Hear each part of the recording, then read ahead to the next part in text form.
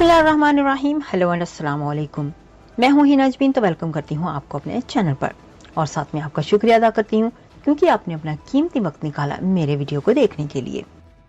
PTI ने साबिक commissioner Rawalpindi के इल्जामात पर जुडिशल कमीशन बनाने का मुतालबा कर दिया। कमिश्नर रावलपिंडी ने हमारे मौक़िफ़ की तस्दीक की। हमारा मुतालबा है कि हमारे 180 उम्मीदवारों को कामयाब करार देकर नोटिफिकेशन जारी किया जाए। तहरीक इंसाफ के रहनुमाओं की प्रेस कॉन्फ्रेंस। पाकिस्तान तहरीक इंसाफ ने साबिक कमिश्नर रावलपिंडी लियाकत अली चट्टा के इल्जामात पर जुडिशल कमीशन बनाने का मुतालबा कर दिया। इस्लामाबाद में पाकिस्तान तहरीक इंसाफ के सेक्रेटरी जनरल उमर अयूब के हमरा प्रेस कॉन्फ्रेंस करते हुए पीटीआई के रहनुमा बैरिस्टर गौहर ने कहा कि पीटीआई ने जमहूरियत को डील रेल होने से बचाने के लिए कोशिशें की।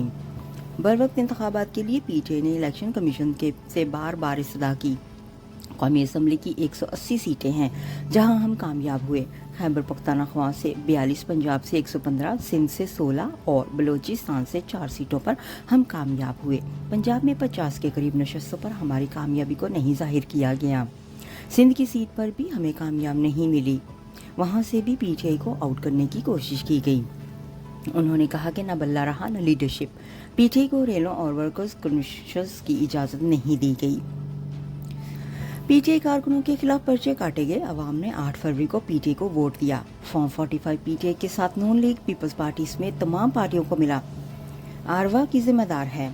फॉर्म 45 के तहत डेटा इकट्ठा करे और फॉर्म 45 बनाए। इस मौका पर पाकिस्तान तहरीक इंसाफ के सेक्रेटरी जनरल उमर अयूब ने कहा कि 12 माह पीटीआई कारकुनान के साथ पुलिस गर्दी की गई। पीटीआई कारकुनों को दीवार से लगाया गया। मुकदमात बनाए गए। अब भी मुख्तलिफ केसेस में पुलिस गैर कानूनी दबाव डाल रही है। जो काम किया जा रहा है ये किसी निगरान हुक्मरानों का नहीं था। पीटीआई मरकज और सूबों में हुकूमत बनाएगी।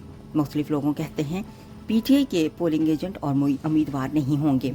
हमारे उम्मीदवार भी सबसे ज्यादा थे और पोलिंग एजेंट भी मौजूद थे। उनका कहना है कि कमिश्नर रावलपिंडी के हमारे मौक़िफ़ की तस्दीक की।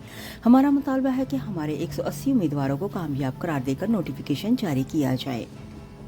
कराची में हमारी 18 से 19 नशस्तें एमक्यूएम ने चुराई हैं। कराची की सीटों पर पीटीआई को कामयाब करार दिया जाए। पीटीआई ने इंतखाबात में 180 सीटें जीतकर साबित कर दिया। कौमी असम्बली में वजारत उस्मा का इलेक्शन लड़ूंगा। इंशाल्लाह पीटीआई मरकज और सूबों में हुकूमत बनाएगी। ये जीत पीटीआई और बानी पीटीआई की होगी। जाने से पहले अगर आपने मेरे चैनल को अभी तक सब्सक्राइब नहीं किया तो प्लीज काइंडली कर लीजिएगा और जी हाँ, अपना बहुत सा ख्याल रखिएगा। हमेशा खुश रहिएगा। नेक्स्ट वीडियो तक के लिए मुझे इजाजत दीजिएगा। अल्लाह हाफिज।